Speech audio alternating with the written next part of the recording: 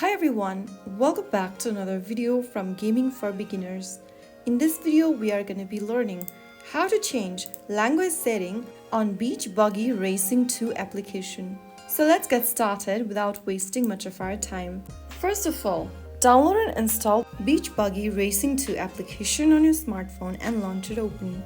From the main game menu, go ahead and tap on the gear button at the top left corner.